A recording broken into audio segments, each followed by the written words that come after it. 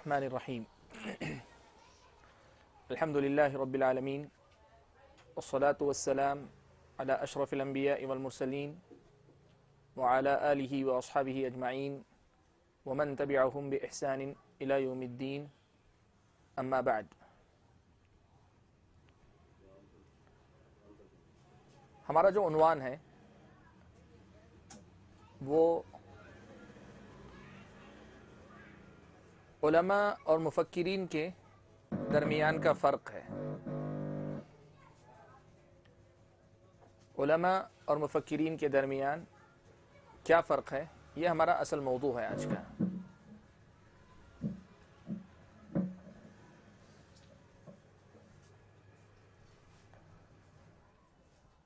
ہم نے علم کی تعریف سے شروعات کی، علم کس کو کہتے ہیں،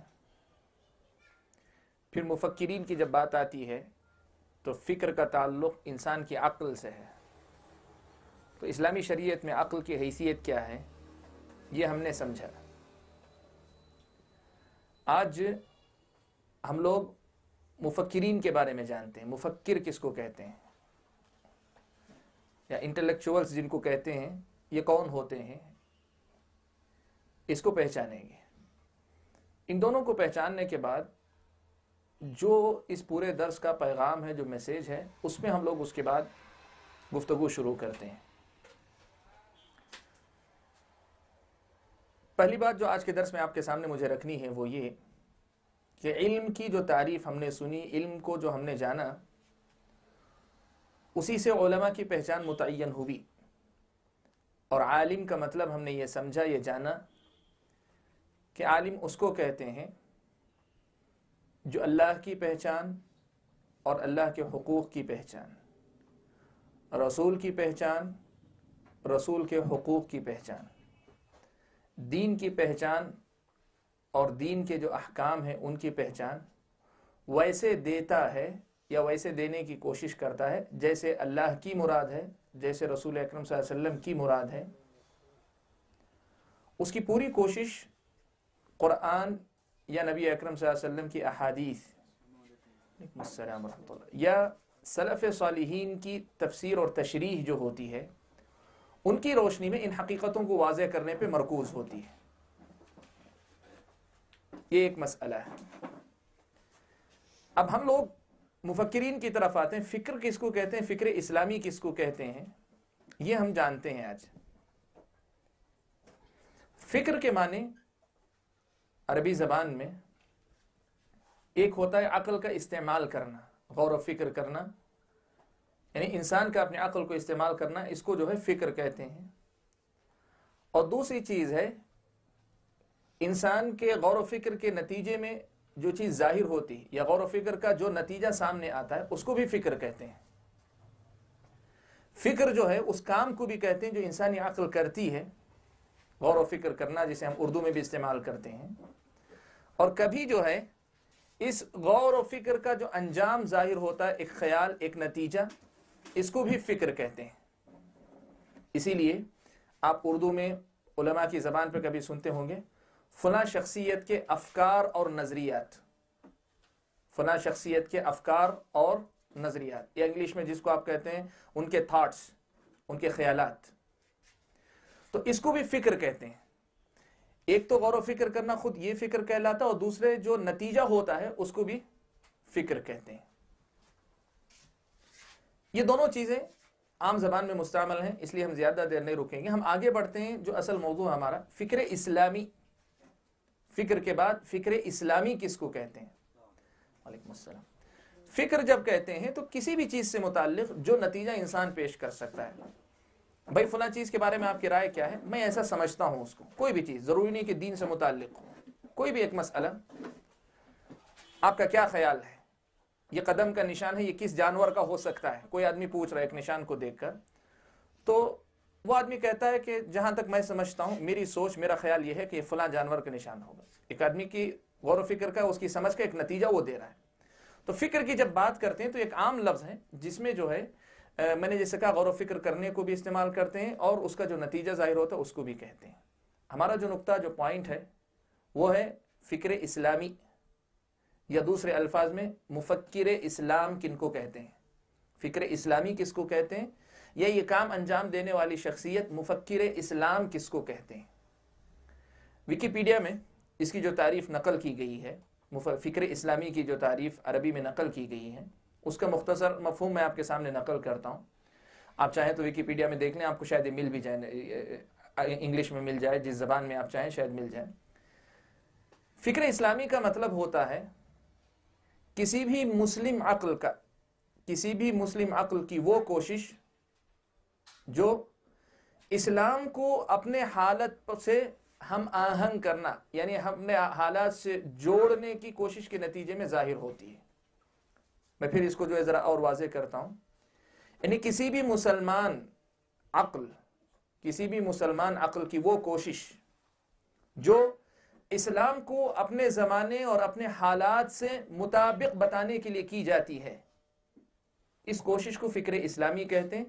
اور اس کے نتیجے میں جو شکل سامنے آتی ہے اس کو جو ہے فکر اسلامی کہتے ہیں.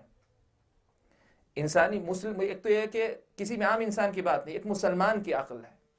یعنی کوئی بھی آدمی دین میں کچھ بھی بولے اس کو فکر اسلامی کا حصہ نہیں مانتے.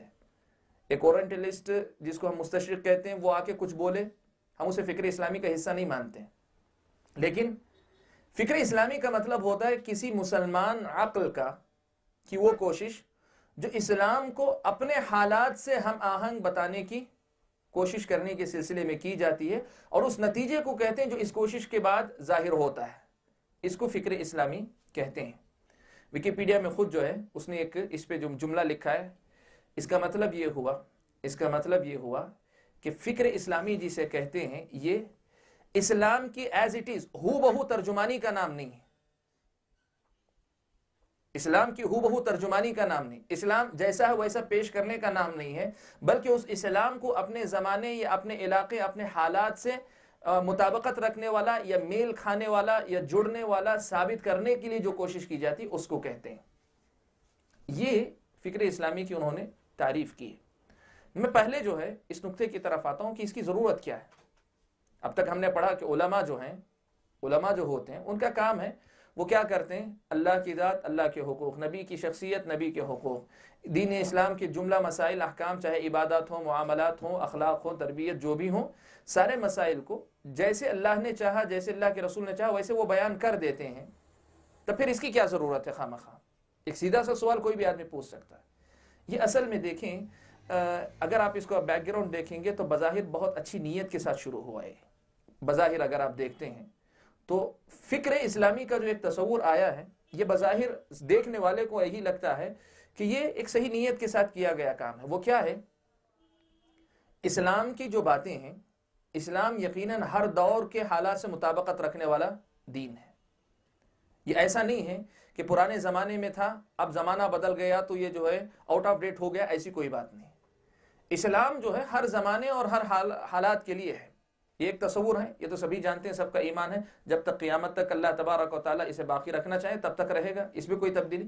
اور یہ ہر زمانے کے لیے سوٹیبل ہے، یعنی مطابقت رکھنے والا ہے. ایک اسلام کا یہ بات، یہ حقیقت ہے، اس میں کوئی دو رائے نہیں. یہ سارے علماء یہ کہتے ہیں، سب کہتے ہیں.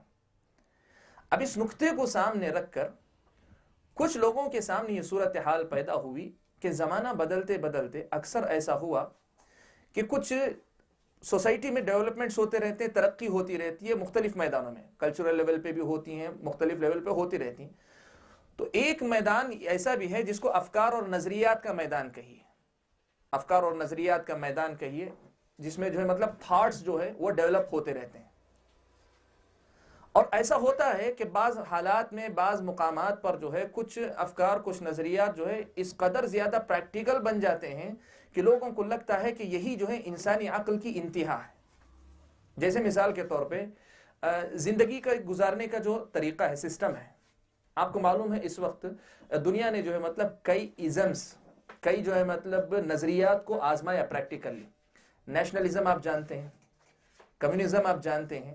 یہ سب کیا ہے؟ انسانی زندگی گزارنے کے ایک طریقے کا نام ہے جو دونوں لوگوں نے ایجاد کی. اور ہر دور میں ان میں سے ہر نظریے کا ایک دور ایسا آیا کہ کہ لوگوں کو لگتا تھا کہ یہی جو ہے ساری انسانیت کے مسائل کا حل ہے. دنیا کی سطح پہ ہم بات کر رہے ہیں، مسلمانوں کی نہیں. یہاں مسلمانوں کے سامنے ایک بڑا چیلنج تھا. وہ کیا ہے؟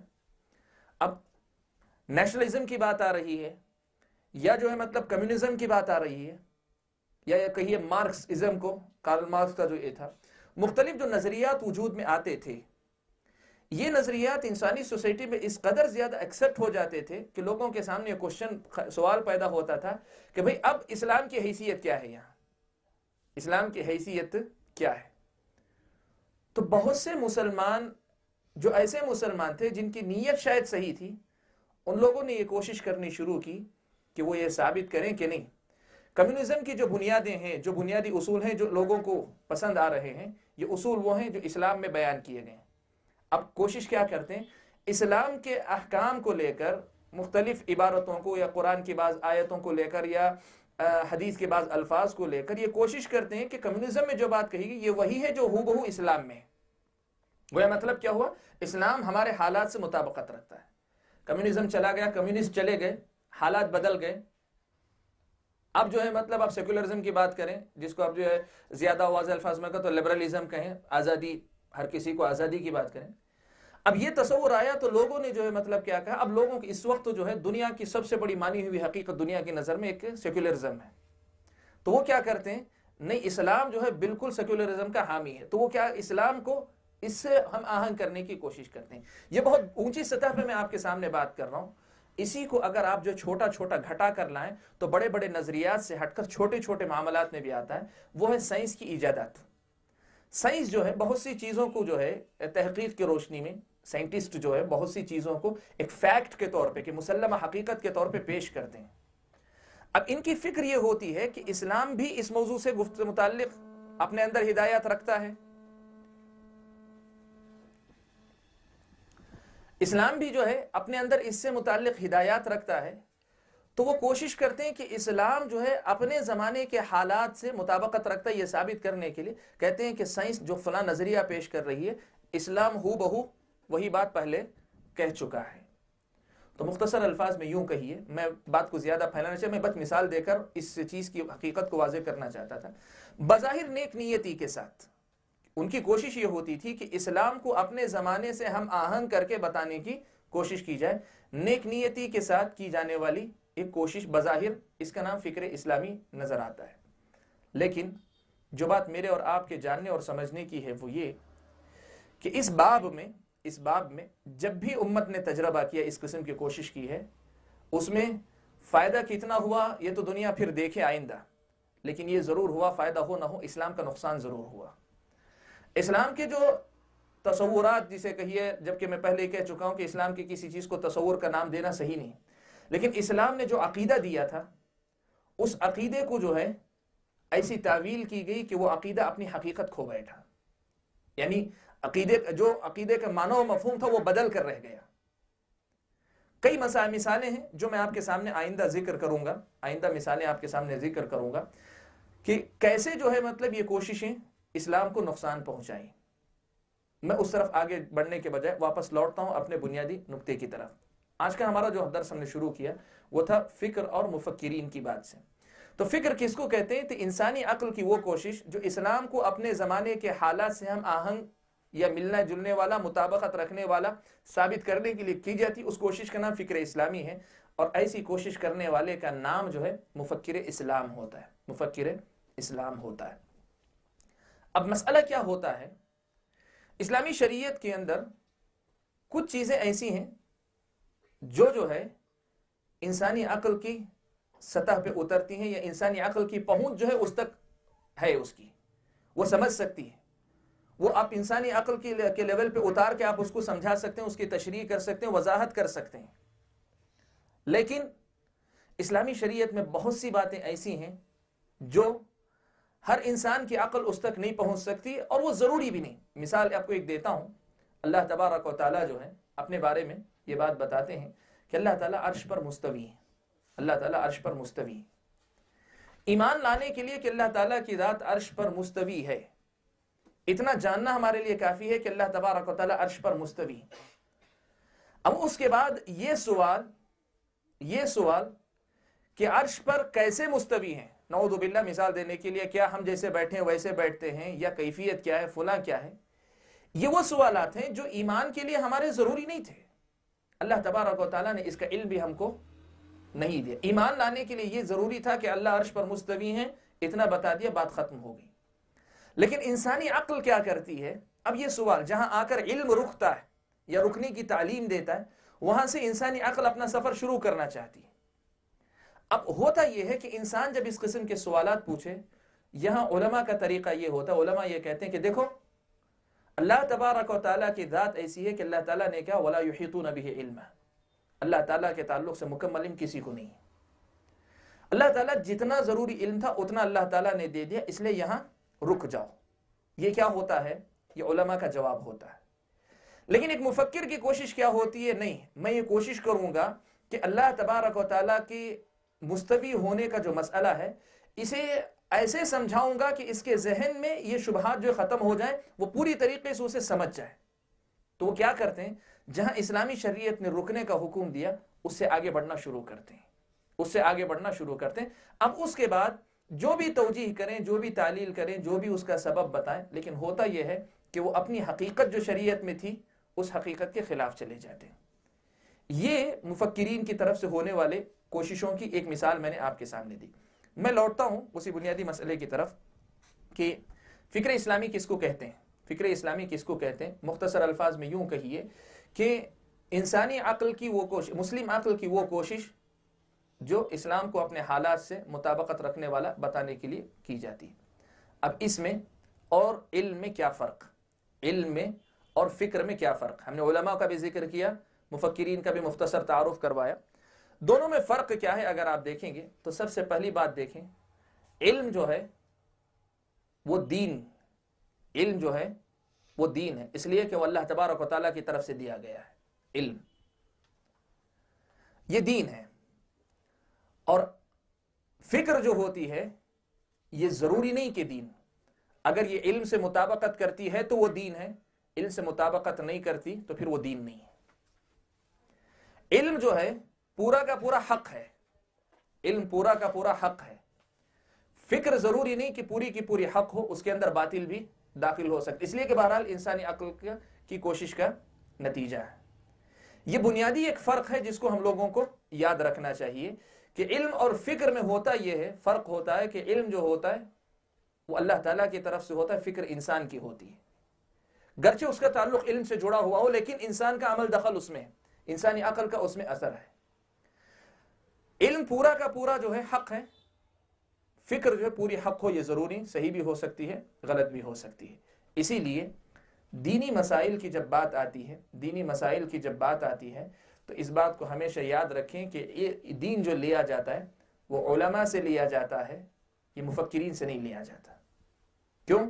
اس لیے کہ دین وہ ہے جو سب کا سب صحیح ہے، جو صحیح اور غلط دونوں ہو سکتے ہوں، اس چیز کا نام دین نہیں. تو یہ بنیادی فرق ہے جس کو ہم کو سامنے رکھنا چاہیے. اور اس مسئلے کی میں بہت ذرا تفصیل کے ساتھ وضاحت کرنا چاہوں گا کہ علماء اور مفکرین کے درمیان فرق کیا ہے. سعودی عرب کے ایک بہت بڑے عالم ہیں، آپ میں سے بہت سارے لوگ جانتے ہوں گے، اس وقت جو دینیات کا جو شعبہ ہے، شؤون الاسلامیہ جس کو کہتے ہیں، اس کے وزیر ہیں شیخ صالح آل الشیخ. انہوں نے جو ہے مطلب ایک لیکچر دیا کہ فکر اور علم میں کیا بنیادی فرق ہے، کچھ بیسک جو ہے فرق ہے دونوں کے درمیان. 5 پوائنٹ انہوں نے جو ہے مطلب ایسے بتائے ہیں کہ جس کی بنیاد پر آدمی خود پہچان سکتا ہے علم اور فکر میں بہت فرق ہے. اور ظاہر بات ہے علم اور فکر میں ہے تو اسی کی بنیاد پر علماء اور مفکرین میں اتنا ہی فرق خود بخود واضح ہوتا جائے گا. کہا 5 بنیادی فرق، میں پہلے اس کو ذکر کرتا ہوں، پھر اس کے بعد کچھ باتیں ہماری اپنی ہم لوگ نقل کریں. شیخ نے کہا کہ پہلا فرق یہ ہے علم اور فکر کے درمیان کہ علم جب کہتے ہیں تو علم کے دلائل متعین ہیں. علم جب کہتے ہیں تو قرآن ہے، علم جب کہتے ہیں تو سنت ہے، علم جب کہتے ہیں تو اجماع ہے، علم جب کہتے ہیں تو قیاس صحیح جسے کہتے ہیں. اس طرح جو ہے دلائل، علم کے جو دلائل ہیں وہ طے شدہ ہیں، متعین ہیں. لیکن فکر کی کوئی دلیل متعین ہے. مثال کے طور پہ علم کے نام پہ میں کوئی بات بتاتا ہوں تو آپ کیا کریں گے؟ علم کا مرجع کہاں ہے، علم کہاں سے لیا جا رہا ہے؟ قرآن سے، سنت سے، اجماع سے یا قیاس سے. آپ دلائل اس کے متعین ہیں، وہاں سے آپ دے رہے ہیں. فکر کہاں سے لی جا رہی ہے، اس کا کوئی مرجع ہے؟ پریکٹیکلی اگر آپ دیکھیں گے تو نہیں. ہاں آپ کہہ سکتے ہیں کہ فلاں مولانا جو بہت پہنچے ہوئے تھے، فلاں تھے، بہرحال لیکن وہ تو دین نہیں ہے. اللہ تعالیٰ نے کبھی کسی کی عقل کو معیار نہیں قرار دیا، کسی کی سمجھ کو اللہ تبارک و تعالیٰ نے معیار نہیں قرار دیا. یہ بنیادی فرق، پہلا بنیادی فرق یہ کہ علم کے دلائل متعین ہیں، فکر کے دلائل جو ہے مطلب متعین نہیں. اسی لیے مفکر جب استدلال کرتا ہے، آپ اکثر دیکھیں گے ایک عالم جب گفتگو کرتا ہے، مسئلہ ذکر کرے گا، اللہ تعالیٰ کی فلاں قرآن کی آیت دلیل ہے اس کی، نبی اکرم صلی اللہ علیہ وسلم کی فلاں حدیث اس کی دلیل ہے، یا امت کا اجماع اس مسئلے پر منعقد ہوا تھا جیسے فلاں عالم نے نقل کیا ہے، یا قیاس یعنی شریعت کے فلاں دلیل پر اس کو قیاس کیا جا رہا ہے. یہ طریقہ ہوتا ہے، علماء دلیل دیتے ہیں. مفکر کی اگر تحریر آپ پڑھیں گے تو اس کا استدلال کہاں سے ہوگا؟ اکثر کیا کہے گا، کوئی ایک واقعہ ذکر کرے گا. میں سفر میں جا رہا تھا، فلاں موقع پر ایک آدمی مجھ سے ملا، اس نے جو ہے مطلب میری اور اس کی گفتگو شروع ہوئی اس مسئلے پر، تو اس نے ایک سوال کیا. جب اس نے یہ سوال کیا تو میری سمجھ میں یہ بات آئی. کہاں ہوا اس کا مرجع جو ہے کوئی دلیل نہیں، اپنی سمجھ. اب کوئی آدمی پوچھ سکتا ہے، ایک مسلمان جو ہے مطلب آسانی سے سوال کر سکتا ہے، بھئی تیری سمجھ کیوں لوں میں؟ تیری سمجھ کیوں لوں؟ اس کی کوئی دلیل نہیں نہ ہے، مرجع جو ہے اس کا کوئی دلیل نہیں ہے. یہ پہلا بنیادی فرق ہے. دوسرا فرق جو اسی سے جڑا ہوا ہے وہ یہ کہ علم کے نام پر یا علم کے باب میں جو دلیل دی جاتی ہے، علم کے باب میں جو مسئلہ بیان کیا جاتا ہے، اس کے صحیح یا غلط ہونے کو کیسے پرکھنا چاہیے، اس کی کوئی کسوٹی ہے، یعنی صحیح یا غلط جانچنے کی کوئی دلیل، ایک اصول ہے، اس کے ضوابط متعین ہیں پہلے سے. مثال کے طور پہ قرآن کی آیت کا یہ مفہوم ہے، کیا یہ مفہوم ہے کہ نہیں ہے قرآن کی آیت کا، اس کو متعین کرنے کا طریقہ ہے. کیسے؟ مثال کے طور پہ رسول اکرم صلی اللہ علیہ وسلم کی حدیث ہے، اللہ کے نبی نے یہ تفسیر کی اس کی، یا فلاں صحابی سے یہ تفسیر منقول ہے، یا عربی زبان میں جو زبان عربی اس وقت اتھینٹک تھی جب قرآن اتر رہا تھا، اس وقت کی عربی زبان. یہ علم ہے. علم کو جو ہے کے پاس ایسی بنیادیں ہیں جن پہ پرکھا جا سکتا ہے، علم کے نام پہ دی جائے. فکر کو کس بنیاد پہ پرکھا جائے، کس بنیاد پہ آپ پرکھیں گے؟ اگر علم کی طرف لوٹاتے ہیں فکر کو تو بات پھر علم کی طرف لوٹی. لیکن خالص فکر کی بنیاد پہ اگر کوئی کہتا ہے تو کس بنیاد پہ آپ کسی کو صحیح کہیں گے، کس بنیاد پہ کسی کو غلط کہیں گے؟ ایک ہی بنیاد ہوگی، کہیں کہ میری عقل مانتی ہے، تیری عقل نہیں مانتی ہے. تو صحیح اور غلط کا فیصلہ کرنے کے لیے ہمارے پاس جو ہے کوئی بنیاد جو ہے صحیح موجود نہیں ہے.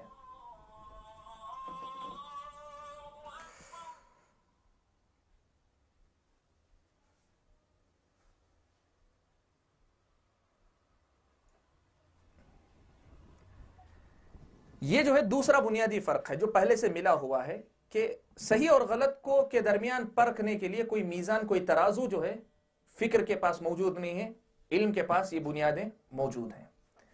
تیسرا نقطہ،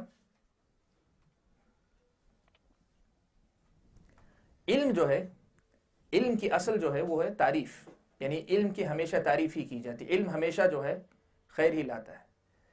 جبکہ فکر کی اصل جو ہے وہ مذمت ہے. کیا مطلب اس کا ذرا سمجھاتا ہوں آپ کو.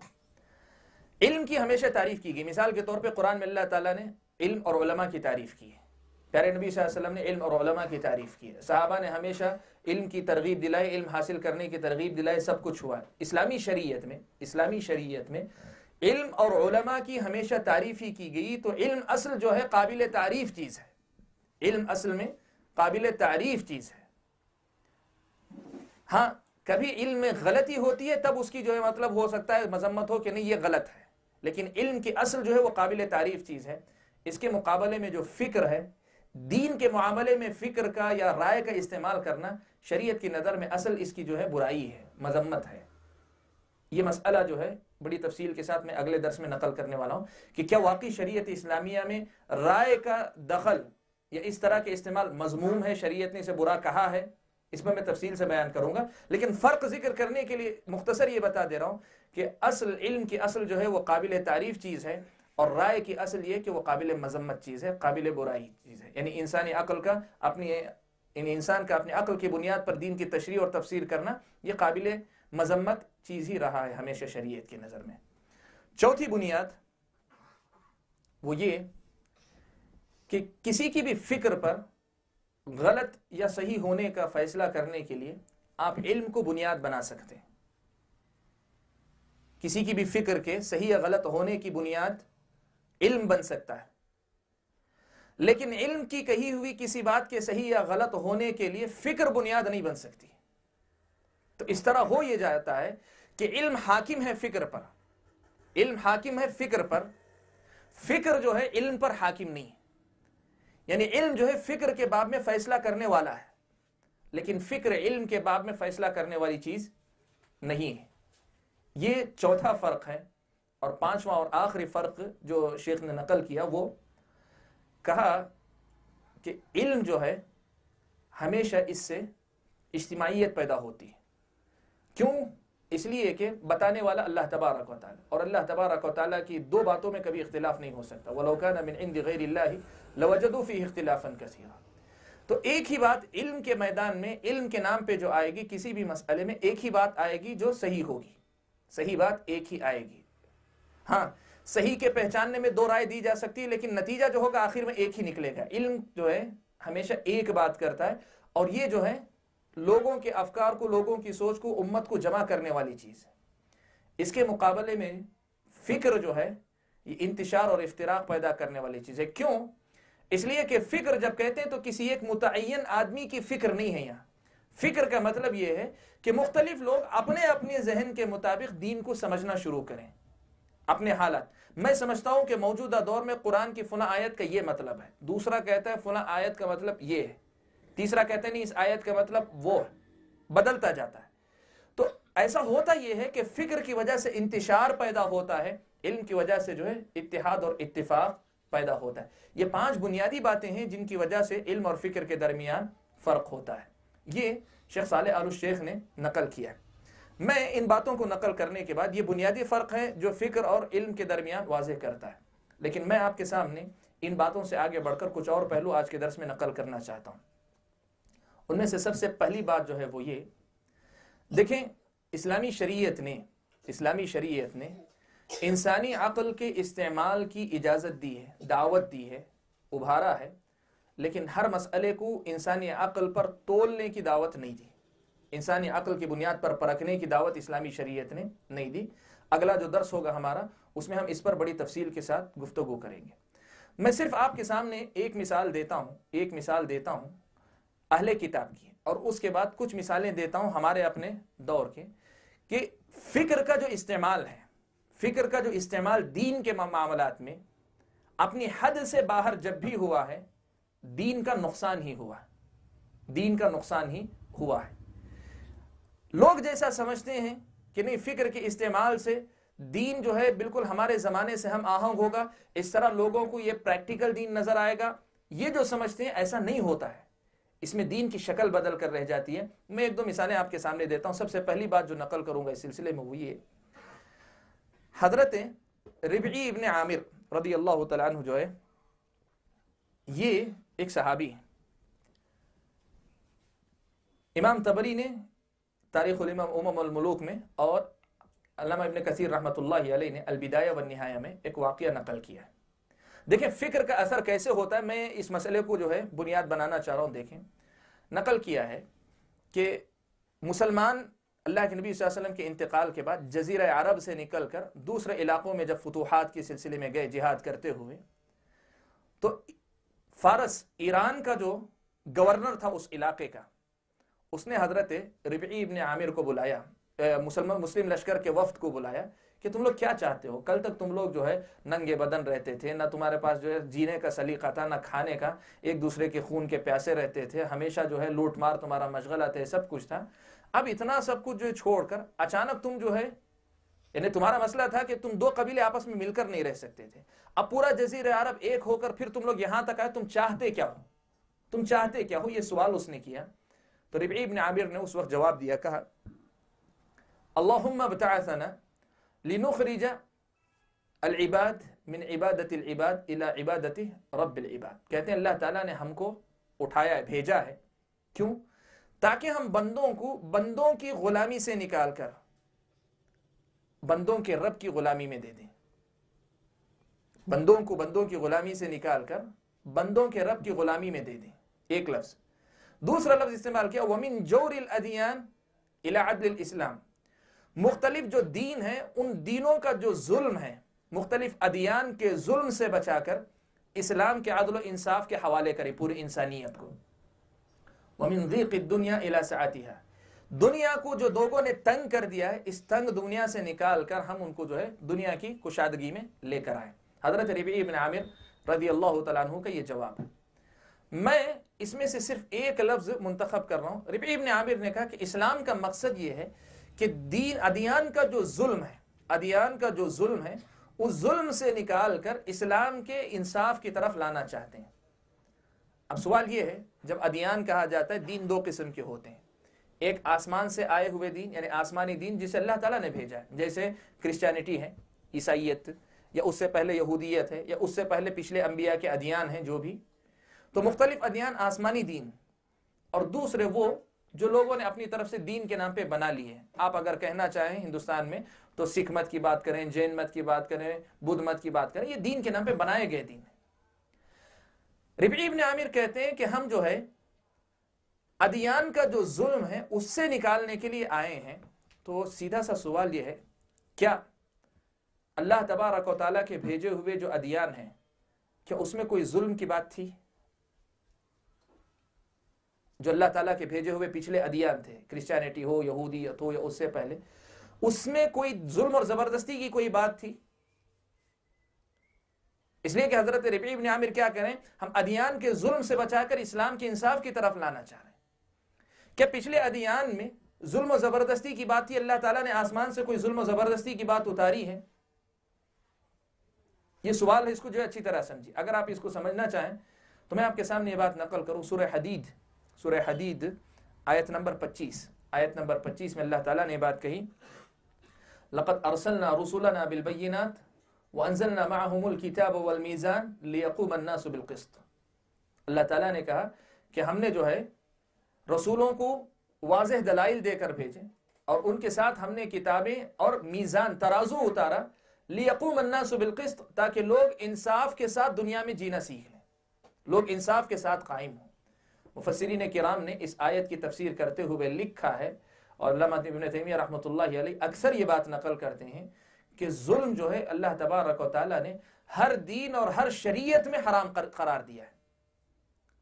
ظلم کو اللہ تعالیٰ نے ہر دین اور ہر شریعت میں ہمیشہ حرام ہی رکھا ہے۔ ظلم کبھی جو ہے کسی شریعت میں حلال اور جائز نہیں تھا۔ اور اللہ تبارک و تعالیٰ کی حدیث قدسی نبی اکرم صلی اللہ علیہ وسلم بیان فرماتے ہیں، یا عبادی انی حرمت الظلم علی نفسی، اے بندو میں نے ظلم کو خود اپنے اوپر حرام کر لیا، فلا تظالموا، تم بھی آپس میں ایک دوسرے پہ ظلم نہ کرو۔ اب جو سوال ہے میں واپس اسی کی طرف لوٹتا ہوں، آیات اور احادیث سے تو معلوم ہوتا ہے کہ کبھی کسی مذہب میں، کسی دین میں جو ہے ظلم اور زبردستی کی بات اللہ تعالیٰ نے رکھی ہی نہیں تھی۔ پھر یہ ربیع بن عامر رضی اللہ تعالیٰ عنہ جو کہتے ہیں کہ ہم دین کے ادیان کے ظلم سے بچا کر اسلام کی انصاف کی طرف لانا چاہتے ہیں، تو یہ کون سا ظلم؟ اس کو اگر آپ سمجھنا چاہتے ہیں قرآن مجید کی ایک اور آیت کی طرف جائیں، وہاں سے مسئلہ سمجھ میں آ جائے۔ اللہ تبارک و تعالیٰ نے اہل کتاب کے بارے میں سورہ مائدہ میں اللہ تعالیٰ نے بات نقل کی، کہا قُلْ يَا أَهْلَ الْكِتَابِ لَا تَغْلُوا فِي دِينِكُمْ وَلَا تَتَّبِعُوا أَهْوَاءَ قَوْمٍ قَدْ ضَلُّوا مِنْ قَبْلُ وَأَضَلُّوا كَثِيرًا وَضَلُّوا عَنْ سَوَاءِ السَّبِيلِ۔ اے اہل کتاب، اے کتاب والو، خطاب یہودیوں سے، نصارہ سے، اہل کتاب جب کہتے ہیں دونوں سے، تو یہودیوں سے خطاب کر کے اللہ تعالیٰ کہیں کہ اے اہل کتاب لا تغلو فی دینکم، تم اپنے دین میں غلو یعنی حد سے نہ بڑھو، ولا تتبعوا اہواء قوم، اور تم کچھ لوگوں کی خواہشات کے پیچھے نہ چلو۔ یہ کون لوگ ہیں؟ جو خود گمراہ ہوئے اور بہت زیادہ لوگوں کو گمراہ کیا اور سیدھے راستے سے خود بھی بھٹک گئے۔ یہاں جو مسئلہ میں آپ کے سامنے نقل کرنا چاہ رہا ہوں، آیت کے الفاظ پہ اگر آپ غور کریں گے تو آپ کی سمجھ میں آئے گی بات کہ اللہ تبارک و تعالیٰ نے کیا بات بیان کی۔ اہل کتاب جس چیز کے پیچھے چل رہے ہیں وہ چیز کیا ہے؟ وہ چیز کیا ہے؟ وہ دین نہیں ہے، وہ دین نہیں۔ دین کے نام پر کچھ لوگوں کی آراء، کچھ لوگوں کی خواہشات اور کچھ لوگوں کی بیان کردہ باتوں کے پیچھے چل رہے ہیں۔ لا تغلو فی دینکم ولا تتبعوا اہواء قوم، اس سے کیا سمجھ میں آتا ہے؟ حضرت ربیع بن عامر رضی اللہ تعالیٰ عنہ جو بات بتانا چاہ رہے ہیں وہ، اور اس کے ساتھ اس آیت کو اگر آپ جوڑ کر دیکھیں گے تو ایک بات بڑی وضاحت کے ساتھ سمجھ میں آتی ہے کہ انسانی عقل جب کبھی غلو کا شکار ہوئی، انسان جب کبھی غلو کا شکار ہوا، اپنے حد سے آگے بڑھے ہیں، وہاں ہوا یہ ہے کہ دین جو ہے لوگوں سے چھوٹتا گیا، اور دین کے نام پہ بہت سی ایسی چیزیں لوگ اپنے ہاتھ میں پکڑے رہے جن کا دین سے کوئی تعلق نہیں ہے۔ فکر کی جب ہم بات کرتے ہیں تو فکر کا معاملہ بھی کچھ ایسا ہی ہے۔ دین کے اندر، ادیان کے اندر ظلم کی بات، زبردستی کی بات کبھی نہیں تھی، لیکن جب کبھی انسانوں نے اس میں دخل دیا، اپنی عقل کو جو داخل کیا اور اپنی عقل کے مطابق دین کی تشریح اور تفسیر کرنا شروع کی، تو ہوا یہ کہ دین کی شکل بدل کر رکھ دی، دین کے مسائل کی حیثیت جو تھی اس حیثیت کو بدل کر رکھ دیا، اور دین کی جو تفسیر ہو سکتی تھی اس کی حقیقی تفسیر سے ہٹا کر اس کو بہت دور لے گئے، اسے بہت دور لے گئے۔ نتیجہ یہ ہوا کہ جو بات، جو دین انصاف قائم کرنے کے لیے اتارے گئے تھے، جیسے سورہ حدید کی آیت میں نے آپ کے سامنے پڑھے، اللہ تعالیٰ نے ہر مذہب کے اندر انصاف کے قیام کو ایک مقصد کے طور پہ رکھا تھا، تو جو دین انصاف کے قائم کرنے کے لیے اتارے گئے تھے، انہی ادیان کو ظلم اور زبردستی کا ذریعہ لوگوں نے بنا لیا۔ یہ کیسے ہوا؟ جب انسانی عقل نے بے جا دخل اس کے اندر دی۔ اگر علم کے طریقے پہ چلے ہوتے ہمیشہ سے کہ جو بات کہی جا رہی ہے، جیسی کہی جا رہی ہے اسے ویسے قبول کر کے اپنا کے عمل کرنے والی بات ہوتی، تو کبھی یہ صورت نہ ہوتی۔ لیکن جب بھی عقل نے علم کا طریقہ چھوڑ کر فکر اور تدبر کا وہ طریقہ اپنایا جو شریعت میں منع کردہ ہے، تو ہوا یہ کہ دین کی شکل جو ہے بدل کر رہ گئی۔ اور آپ دیکھیں یہ جو ہے پچھلے ادیان کے ساتھ بھی ہوا۔ اور اگر ہم ہندوازم جسے کہتے ہیں، ہندوازم کو کوئی آسمانی مذہب مانا جا سکتا ہو، اس لیے کہ یہ کوئی ایسا واضح مسئلہ نہیں ہے کہ جس میں کہے کہ یہ آسمانی مذہب ہے۔ کچھ حوالے ایسے لیتے ہیں لوگ جن کی بنیاد پہ شاید ہو سکتا ہے یہ کوئی آسمانی مذہب رہا ہو، یا اس کی اصل کسی آسمانی مذہب سے جڑی ہوئی ہو، یہ کہا جا سکتا ہے۔ لیکن پوری گارنٹی کے ساتھ کہنا کہ یہ ہندو مذہب آسمانی مذہب ہی ہے، ایسا کوئی جو مطلب واقعی ثبوت ہمارے پاس نہیں ہے جس کی بنیاد پہ یہ دعویٰ کیا جا سکے۔ اگر ہم مان لیتے ہیں کہ یہ آسمانی مذہب ہے، اگر یہ آسمانی مذہب ہے، تو آپ دیکھیں اس مذہب کے اندر تبدیلی کیسے آئی، کیسے تبدیلی آئی۔ آپ اگر غور کریں گے تو آپ کو چیز نظر آئے گی کہ ان کے پاس جو اس وقت سب سے بڑا جو مسئلہ ہندو مت کی جو پہچان ہندوازم کی، وہ ہے طبقاتی نظام، کاسٹزم جسے آپ کہہ سکتے ہیں۔ کاسٹزم دنیا کا ایک ایسا ظلم ہے، مذہب تو دور کی بات، کوئی انسان انسانیت کے نام پہ اسے قبول نہیں کرے گا۔ طبقاتی نظام جو برہمن سب سے اونچا ہے، اس کے حقوق سب سے زیادہ ہیں، اس کے بعد شتری آتا ہے، اس کے حقوق جو ہے اس سے کم ہیں، لیکن جو ہے پھر بھی اس کے پاس بہت سارے حقوق ہیں، اس سے کم ویش ہوتے ہیں، اور سب سے کم شودر ہوتے ہیں، اور شودروں کا مسئلہ یہ کہ وہ سب کا بوجھ اٹھائیں اور زندگی بھر محرومی رہیں۔ یہ جو تصور ہے نہیں، لیکن یہ کیا ہے؟ یہی جور الادیان ہے، دین کے نام پہ ہونے والا ظلم۔ یہ کہاں سے آیا؟ انسانی عقل نے جب جو ہے اس کے اندر بیجا مداخلت کی، جب بیجا مداخلت کی تو یہ مسئلہ وجود میں آیا، یہ صورتحال وجود میں آئی۔ یہی صورتحال اسلامی تاریخ کے اندر بھی آپ کو ملے گی۔ آپ کو بتاؤں، شروع میں مسلمانوں کے پاس کوئی فرقے، کوئی گروہ بندیاں نہیں تھیں، خاص طور پہ عقیدے کے مسائل کے اندر اس قسم کا کوئی تصور پہلے نہیں تھا۔ لیکن علم کلام اور فلسفہ جب مسلمانوں کے اندر داخل ہوا، علم کلام اور فلسفہ جب مسلمانوں کے اندر داخل ہوا، اور بالکل وہی علم کلام اور فلسفہ جب آیا تو بہت سے لوگوں نے کیا کیا؟ کہا کہ نہیں، ہم اسلام کو جو ہے علم کلام اور فلسفے کے جو بنیادی اصول ہیں ان کی روشنی میں جو ہے یہ ثابت کر کے دکھائیں گے کہ اسلام کی جو رائے ہے وہی بالکل صحیح۔ اب اسلام کا دفاع کے نام پہ انہوں نے کیا کہ علم کلام اور فلسفے کو اپنایا۔ نتیجہ کیا ہوا؟ جہمیہ، معتزلہ، اشاعرہ، ماتریدیہ، اس قسم کے جو گمراہ فرقے وجود میں ہیں جنہوں نے اللہ تعالیٰ کے اسماء کا، اللہ کے ناموں کا، اللہ تعالیٰ کی صفات وغیرہ کا انکار کیا۔ اب آپ اگر پوچھیں کسی معتزلی سے اللہ تبارک و تعالیٰ کہاں ہے، حدیث میں دیکھیں گے اگر آپ، اللہ کے نبی صلی اللہ علیہ وسلم ایک لونڈی کو بلاتے ہیں، ایک مسئلہ درپیش ہوتا ہے تو اس سے پوچھتے ہیں این اللہ، اللہ تعالیٰ کہاں ہے؟ وہ انگلی اٹھاتی ہے تو وہ فی السماء، اللہ تعالیٰ آسمان میں۔ اللہ کے نبی صلی اللہ علیہ وسلم کہہ دیتے ہیں کہ عاتقھا فإنھا مؤمنہ، جاؤ یہ مومنہ ہے، بات ختم ہو گئی۔ لیکن علم کلام اور فلسفہ جب داخل ہوا اور لوگوں نے چاہا کہ علم کلام اور فلسفے ہی کے باب سے ہم دفاع کریں گے اور اسلام کو یہ ثابت کرنے کی کوشش کریں گے کہ بالکل مطابقت رکھتا ہے علم کلام اور فلسفے کے اصولوں سے، تو کیا ہوا؟ یہ اس کا دفاع کرنے کی کوشش کی، اسلام کا دفاع علم کلام اور فلسفے کی۔ معتزلہ کے پاس جو ہے یہ عقیدہ ہے اللہ تبارک و تعالیٰ کہاں ہے، اس کا جواب یہ ہے ان کے پاس، یہ عقیدہ ہے، کتابوں میں آپ دیکھ لیں، کہتے ہیں لا داخل العالم ولا خارجہ، کہتے ہیں اللہ تعالیٰ نہ دنیا کے اندر ہے نہ دنیا کے باہر ہے، نہ عالم جسے کہتے ہیں نہ دنیا کے اندر ہے نہ دنیا کے باہر ہے، ایسی چیز جو ہے معدوم چیز ہی ہو سکتی، معدوم یعنی ایسی چیز جو وہ کیا بولتے ہیں ایگزسٹنس جس کا نہیں ہے، وجود ہی نہیں، غیر موجود چیز ہی کے بارے میں کہا جا سکتا ہے کہ وہ اندر بھی نہیں باہر بھی نہیں، موجود ہوگی تو یا تو اندر ہوگی یا باہر ہوگی، دونوں میں سے کچھ کہنا ہی پڑے گا، لیکن ہوا کیسے یہ؟ اب دیکھیں، اب آپ سوچیں ایک مسلمان جب عبادت کرتا ہے اس ایمان اور عقیدے کے ساتھ عبادت کرتا ہے کہ اللہ تبارک و تعالیٰ کی ذات عرش پر مستوی ہے، کیسے ہم نہیں جانتے، لیکن اللہ تعالیٰ کی ذات عرش پر مستوی ہے، میرے سارے حالات سے باخبر ہے، میں جب نماز میں کھڑا ہوا ہوں، میں جس اللہ تعالیٰ کو یاد کر رہا ہوں، جس سے میں طلب کر رہا ہوں، مانگ رہا ہوں، وہ کون ہے، وہ سن رہا ہے، وہ دیکھ رہا ہے، وہ ساری ایک واقعی جو ہے آدمی کے اندر ایک چیز آتی ہے، لیکن وہی کوئی معتزلہ کا عقیدہ لے کر نماز پڑھنا شروع کرے، وہ کس رب کی عبادت کر رہا ہے جو نہ دنیا کے اندر ہے نہ دنیا کے باہر ہے۔ لوگ کہتے ہیں، یہی ایک مسئلہ جو ہے ضمن اشارہ کر دوں، لوگ کہتے ہیں کہ بھئی یہ معتزلہ کے افکار وغیرہ ختم ہو گئے، ان سب کو پڑھنے کا فائدہ کیا؟ فائدہ یہ ہے کہ اللہ تبارک و تعالیٰ کی صحیح پہچان ملے گی کہ تمہارا رب کیسا ہے۔ تو میں جو بات بتانا چاہ رہا تھا، بات بہت دور جائے گی، لیکن جو بات بتانا چاہ رہا تھا وہ یہ کہ دیکھیں کہ انسانی عقل نے جب کبھی دین کے مسائل میں اپنے حد سے آگے بڑھنے کی کوشش کی تو اس سے جو ہے لوگوں نے سمجھا کہ اس سے دین کا فائدہ ہوگا، لیکن حقیقت میں ہوا یہی کہ جو ہے نقصان ہی ہوا ہے۔ جیسے میں نے بتایا کہ پچھلے دو مذاہب کا میں نے حوالہ دیا، اور تیسری مثال میں نے علماء اسلام کی آپ کے سامنے دی، اور اسی کا نتیجہ ہے ہم آگے جا کر کچھ مثالیں لیں گے، مسائل کچھ ہم لائیں گے کہ دیکھیں کہ ایک ہی مسئلہ علماء کے پاس آتا ہے تو وہ اس کا حل کیا بتاتے ہیں، وہی مسئلہ کسی مفکر کے پاس جاتا ہے تو کیا حل بتاتے ہیں۔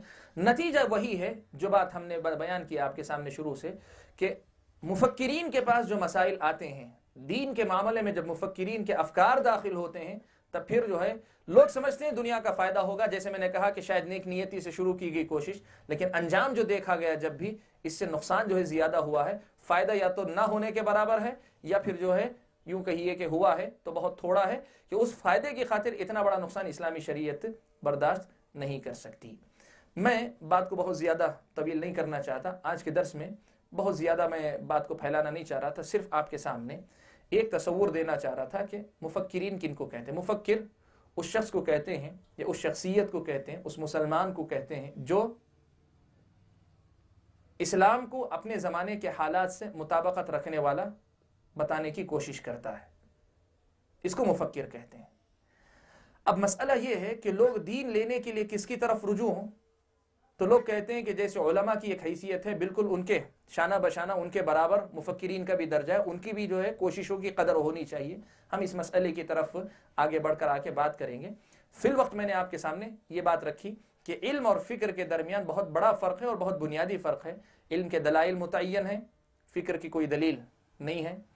علم کے پاس جو علم کی بنیاد پہ جو بات کہی جاتی ہے اس کے صحیح اور غلط کے پرکھنے کے اصول موجود ہیں، فکر کی بنیاد پہ کہی جانے والی بات کے صحیح یا غلط ہونے کو پہچاننے کا کوئی اصل متعین نہیں ہے۔ تیسری بات میں نے یہ نقل کی آپ کے سامنے کہ علم قابل تعریف چیز رہی ہے ہمیشہ، اور فکر یا رائے جو ہے شریعت اسلامیہ کی نظر میں ناپسندیدہ چیز رہی ہے۔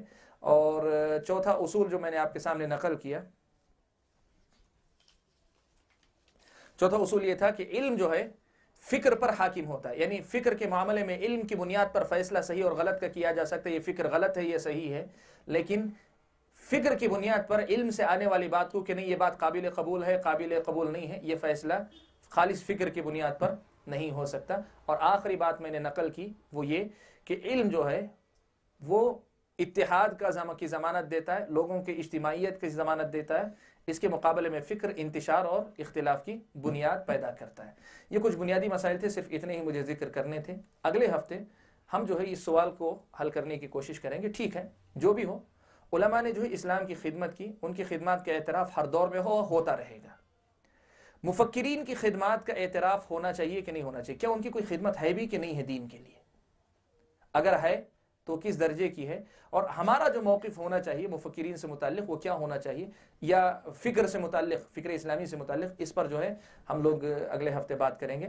اللہ تعالیٰ سے میں دعا کرتا ہوں کہ اللہ تعالیٰ مجھے اور آپ سب بھائیوں کو جو باتیں ہم نے کہی ہیں ان کو سب سے پہلے سمجھنے کی توفیق عطا فرمائے، اور آئندہ اسی کی روشنی میں اپنے دین کو سدھارنے سنوارنے کی توفیق عطا فرمائے۔ آمین۔ وآخر دعوانا الحمدللہ رب العالمین۔